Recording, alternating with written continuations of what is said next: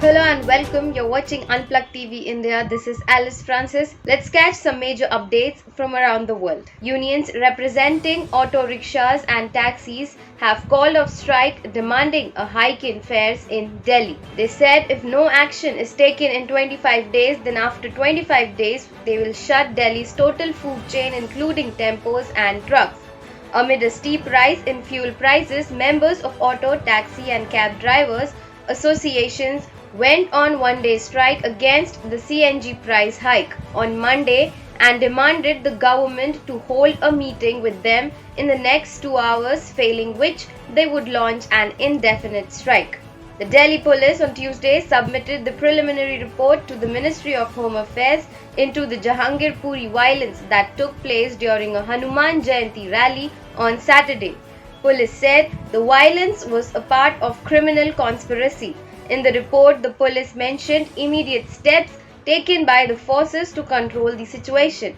The report also mentions the immediate steps taken by the forces to control the situation and further do a thorough investigation of the case. Heavy deployment of security personnel in violence hit Jahangir Puri in northwest Delhi will continue till the time normalcy returns, officials said on Tuesday. Meanwhile, clashes broke out between two communities during a Hanuman Jayanti procession in Jahangir Puri on Saturday, in which 8 police personnel and a local resident got injured. After successfully conducting SSLC Class 10 exams amid the hijab controversy, the Karnataka government is all set to hold crucial second PUC examinations from April 2022 to May 18 in the state.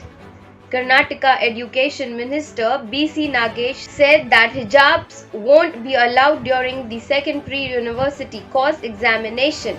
He said all students must follow rules on uniform. Hijab-cladding students won't be allowed. The row over hijab began in December 2021 when 6 female students of Government PU College of Girls in Udupi were not allowed to attend classes wearing headscarves. As many as 6,84,255 students have enrolled for the examinations, stated an official release from the Department of Pre-University Education. As Eid and Akshaya Tritiya festivals are inching closer, Chief Minister of Uttar Pradesh Yogi Adityanath presided over a law and order review meeting, delivering a series of directives that are significant in light of recent violence in Delhi's Jahangir neighborhood. On Monday, the state administration cancelled all police and administrative leave in the state until May 4 and requested all those on leave to return within 24 hours. Yogi Adityanath directed officials from the police station to the Level Up Additional Director General to hold dialogues with religious leaders and eminent personalities within the next 24 hours to ensure peace during the upcoming festivals, and said that while microphones can be used at religious sites, no new permission for their installation should be given. Drones will be utilized to keep an eye on the situation, and additional police personnel should be deployed in vulnerable regions to avoid communal activity. With COVID-19 cases rising again, the Uttar Pradesh and Haryana governments on Monday made masks mandatory in the district surrounding Delhi. The Delhi Disaster Management Authority is also likely to discuss the mandatory use of masks in capital as its meeting on Wednesday. Delhi, UP and Haryana scrapped the fine for not wearing masks in public in the first week of April.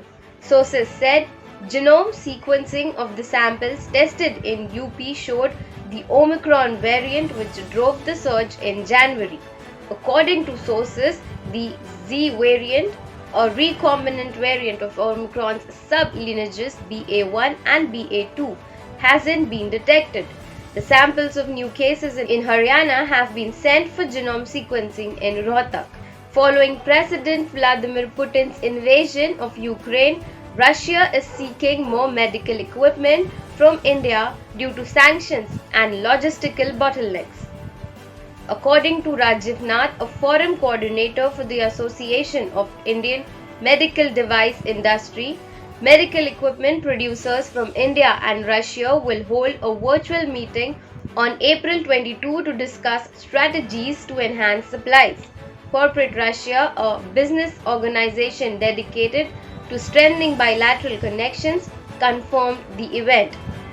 India is expecting to increase exports to Russia as the two countries work out a payment scheme in local currencies similar to one used during the Cold War to keep bilateral trade going, while Moscow is subjected to harsh international sanctions. Meanwhile, the US and its allies have chastised New Delhi for buying more Russian oil after attempting to isolate Russia over its conflict in Ukraine. According to NAD, India is now a minor player in the Russian market and expects to nearly double its exports this year to 2 billion rupees. The WHO said on Tuesday it was struggling to deliver two generators to hospitals in the besieged Ukrainian port city of Mariupol, fearing the worst of its hard-hit health system. The World Health Organization said it was trying to pre-position supplies closer to the front lines to speed up delivery if a window opens. The WHO is hoping to deliver 15 generators to hospitals across Ukraine from a base in the western city of Lviv. Two were due to head to the eastern city of Kharkiv on Tuesday, while another three are destined for the Lugansk and Donetsk region in the east, which have seen heavy fighting.